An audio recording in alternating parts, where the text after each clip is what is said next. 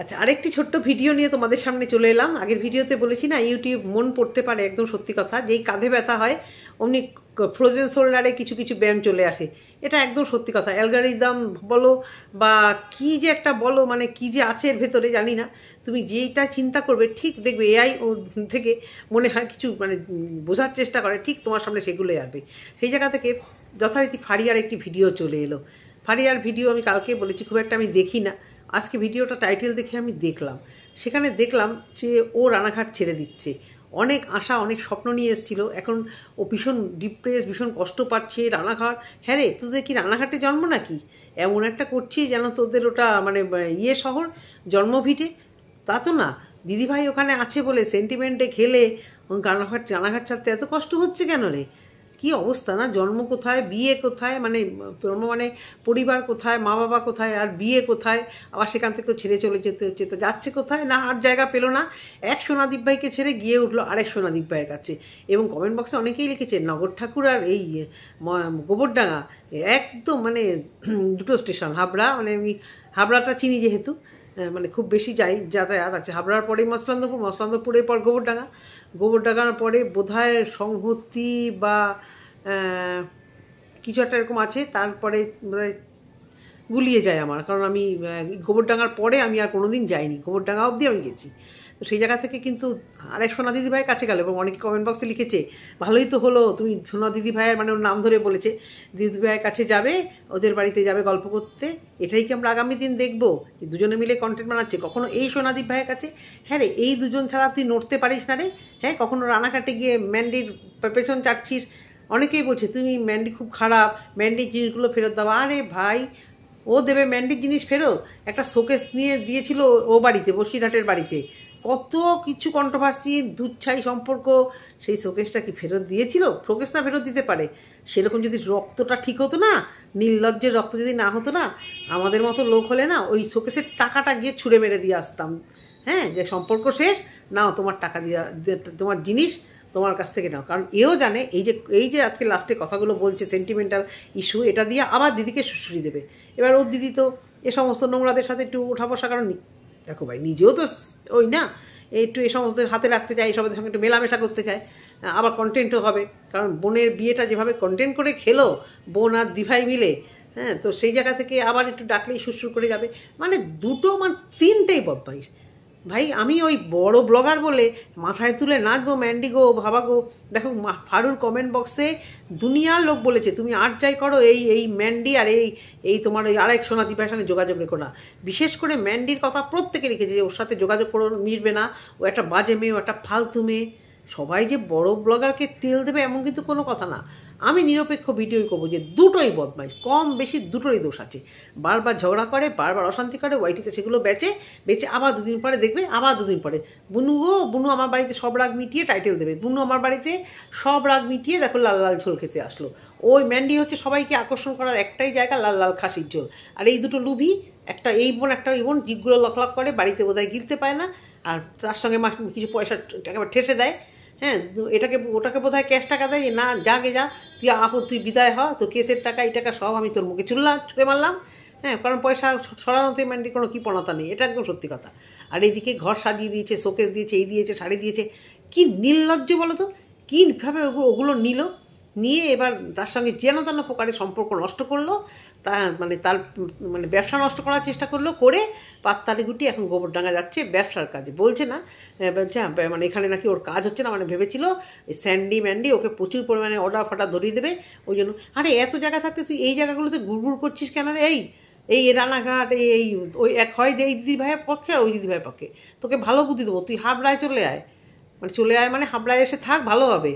তুই অনেক ভালো ভালো পাবি, গোবরডাঙ্গা থেকে হাবড়ায় তুই কাজ পাবি অনেক বেশি। আর আরও ভালো কথা, তোর বসিরহাট থেকে বারাসাত তো তোর মানে খুব ইজি যাতায়াত হবে। বারাসাতের দিকে চাপাডালি মোড় বা বারাসাতে কলোনি মোড়ের দিকে একটা কস্টলি হবে। বারাসাতে চাপাডালি মোড় বল, আটটু হসপিটালের দিকে, বনমালী হসপিটালের দিকে, টাকি রোডের ওদিকে অনেক বাড়ি ভাড়া পাওয়া যায়। সেখানে আয়, দেখবি বারাসাত এখন যা সিটি হয়ে গেছে, এই ছেলের কাজ অনেক হবে। কিন্তু না, কারুর লেজ ধরে তো চলতে হবে, কখনো ওই দিদিভাই, কখনো এই দিদিভাই। ল্যাট ছাড়া তুমি নড়তে পারবে না। কাকু কোথা থেকে এলো রে ভাই? হ্যাঁ, আমি যেহেতু এর ভিডিও দেখি না ভাই, আমি এসব কাকুমাকু আমি মানে দেখিও নি, জানিও না। কাকু কাকু খুব শুনছি, এর কাকু, টিনের কাকু, কাকু উৎপত্তি হয়েছে, তা ভালো কথা। বাড়ি ঘর ভাড়া নিয়েছো, খুব ভালো কথা। কাকু তোমাকে সাহায্য করছে, সব ভালো কথা। আসল কথাটা বলো যে এই ওয়াইটির যে ঘোড়া তার মানে তার ইয়েতে যাবে, যেমন তোমরা তেমন সত্যি লোকজন। কী যে কথা বলবো, এই যে টুনি দিদা, আমাদের টুনি দিদা, ফ্যানের জন্য ফারুর বরকে দরকার ছিল। এদের সব ওয়াইটিতে, এদের পাড়ায় ফ্যানের দোকান নেই, এরা অফিসে যায়, কারোর সঙ্গে যোগাযোগ নেই। ওয়াইটিতেই এসে এদের সমস্ত কিছু, এসি ছাড়ানোর লোক ওয়াইটিতে পেতে হবে, ফ্যান কিনবে তাও ফারুর বর। মানে ওয়াইটির আত্মীয়তা ছাড়া এরা বাইরে আর কোনো আত্মীয়তা দেখাতে পারে না। আমার ভীষণভাবেই মনে হচ্ছে এই ফারুক গোবরডাঙ্গায় যাচ্ছে বাড়িঘর ছেড়ে, ডিপ্রেসড হয়ে, এই সোনাদীপ ভাইয়ের সঙ্গে প্ল্যানিং করে।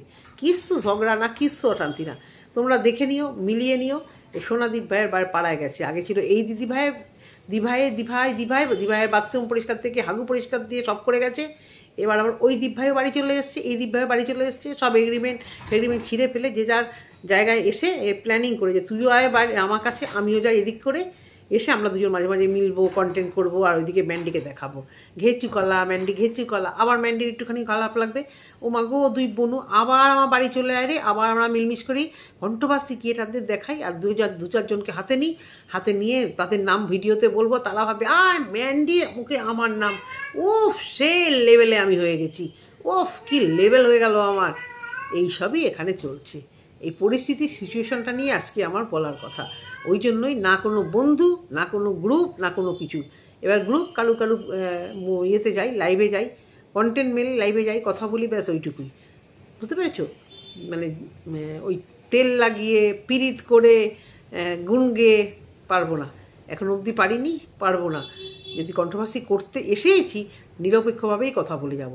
এই ফারু, এই ম্যান্ডি, এই তিনটে হচ্ছে মানে তিন মূর্তি হচ্ছে নাম্বার 1 বদমাইশ। এই তিনটে মিলে আবার একটা নতুন গেম খেলা শুরু করেছে। এদিকে ম্যান্ডি এখন মানে এগুলো সারাদিন ঝগড়া হয়, আবার সারাদিন মিল হয়। ঝগড়া হলে সেই লেভেলে একদম মানে সম্পর্ক শেষ। ওকে মুখ দেখেছো বাবা রে, ফারুর যা মুখ, সেই লেভেলে ম্যান্ডির ঝগড়ুটে। এই দুটো কখনো এক জায়গায় হতে পারে? অপোজিট ক্যারেক্টারের মানে বন্ধু ভালো হয়, সেম মানে ক্যারেক্টার, একজন এত মুখরা, এত ধূর্ত। মানে ফারু আর ফারুর বর, ওরে বাবা রে, এক হাটে কিনবে আর এক হাটে বেচবে মানুষকে, এক হাটে কিনবে মানে নাকে চোখে শুধু মিথ্যে কথা, সেই লেভেলে ম্যান্ডি। কখনো একসঙ্গে থাকতে পারে? কখনো এক জায়গায় থাকতে পারে? দূরে দূরে সম্পর্ক, বছরে দেখা হলো, হ্যাঁ দিদি ভাই, হ্যাঁ বুনু, জামা নেড়ে, খাবার নেড়ে, শোকেস নেড়ে, পুরোনো শাড়ি নেড়ে, আমার বাথরুম পরিষ্কার করে দে রে, তোরকে জামাই ষষ্ঠীতে ডেকেছি, জামাই ষষ্ঠী সেই এই ফারু, সে জামাই ষষ্ঠী তোর বরের শাশুড়ি কোথায় গেল যে নাকি ষষ্ঠী দিয়েছিল, ষষ্ঠী পুজো করেছিল, একদম গোষ্ঠীর ষষ্ঠী পুজো করে রানাঘাট থেকে পাত্তারি গুটিয়ে চলে যেতে হচ্ছে। তো এবার দেখ গোবরডাঙ্গায় গিয়ে আবার কদিন থাকিস। ভালো কথা বলছি, বারাসাতের দিকে চলে আয়, বারাসাতের দিকে আসলে তোর বরের কাজও হবে, খারাপভাবে নিস না, বারাসাতের দিকে আয়। তুই করে এই জন্যই বলছি, কারণ একেবারে বাচ্চা মেয়ে তো, এচড়ে পাকলে কী হবে, বয়সটা তো একেবারেই বাচ্চা, এই জন্যই তুই তোকারি করে বলছি, বারাসাতের দিকে আয়, ভালো বুদ্ধি দিচ্ছি, বরের কাজও হবে যদি ইচ্ছে থাকে। যদি না ব্লগারের পা চাটার জন্য, কন্টেন্ট করার জন্য ওইখানে যাস, যদি সত্যি সত্যি কাজের ইচ্ছে থাকে, চেনা জানা লাগে না, বারাসাতের দিকে আসলে প্রচুর চেনা তুই এমনি পেয়ে যাবি। হ্যাঁ, হয়তো তোর ঘর ভাড়া হয়তো একটু বেশি লাগবে, তার থেকে রোজগারটাও তো হবে, কারণ একটা ভালো শহর। বাড়ি যখন ছেড়েছিসই, বাড়িতে যখন বাদুরিয়া বা বসিরহাট যখন থাকতেই পারছিস না, তাহলে তোর আমার মনে হয় গোবরডাঙ্গা থেকে বারাসাতটা অনেক ভালো। এখানে তুই কলকাতায় যাতায়াত করে কাজ করতে পারবে, বারাসাতে তো মানে ভালোভাবে কাজ করতেই পারবে। এটুকুই বলা ভিডিওতে। যদি ভালো লেগে থাকে অবশ্য করে কমেন্ট সেকশানে জানিও আমি ঠিক কী ভুল বললাম। টাটা।